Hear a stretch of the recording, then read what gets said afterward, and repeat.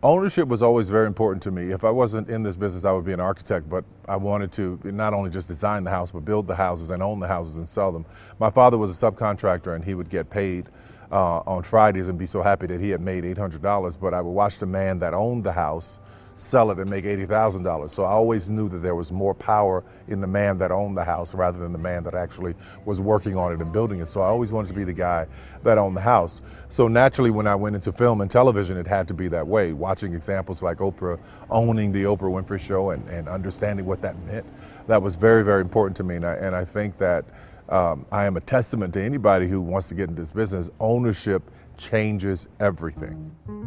You know, when you think about film and television, it's been done the same way for years. You know, you record an image and you put it out there. Well, just because it's been done that way for many, many years doesn't mean that there aren't a lot of other things you can add or change. So I don't like to go with the norm or the status quo. I like to challenge the system and see what I can find differently. So that is truly a disruptor.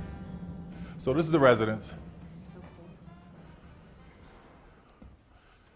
They have 2 kids, so. What it actually looks like? Very close, yeah.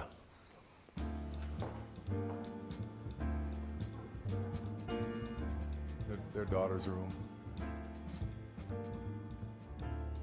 First time I came to Atlanta, I was coming here for a Freaknik, which is the Black Spring Break. I was coming here to party and hang out with all the other college dropouts because I didn't even go. And but I saw black people doing well. I saw doctors and lawyers. I saw black families going to restaurants and living in nice houses, and that was so foreign to me coming from Louisiana. So getting here, seeing that, being a part of that, tasting that, and being in the air. And this was the 90s where there was this great migration to Atlanta, especially by black people, because they knew something special was happening here. Well, I was one of the ones in that number. But it's also the home of Dr. Martin Luther King. And if you really want to talk about somebody who had a dream and all of his adversities and things that he overcame, I just felt like being on this ground, breathing this air in these Georgia pines would be everything I needed to become all that I wanted to be.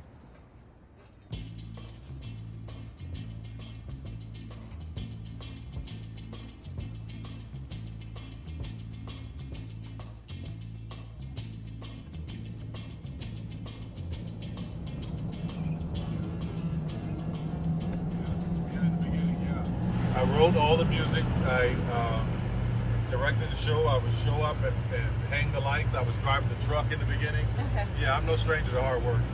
That's the great thing about being in the entertainment business. There's not a job in this business that I don't know well. So having all these people work for me, I know what they're doing. I couldn't walk down the street without people screaming, Medea, Tyler, Medea, Medea.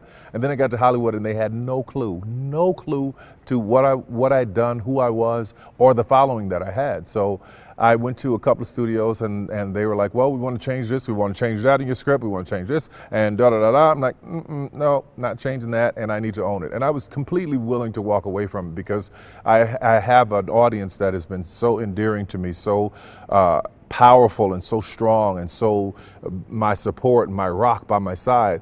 They were supporting me so well, I didn't need to be in Hollywood. It was just a way for me to tell more stories without having to show up at 360 different performances every year. But ownership for me was easy because I was underestimated. They said, sure, you can own it. They didn't think it was going to be worth anything.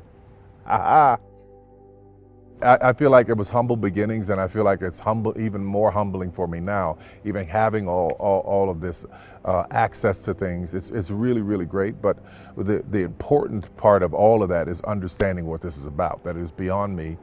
And it takes people to really walk the studio a lot and see the faces of all these people around here who haven't had a chance, who haven't had a shot, to see them get their opportunity, to see them light up when they see themselves on screen for the first time. That to me is the motivation, the inspiration, everything I need to keep going.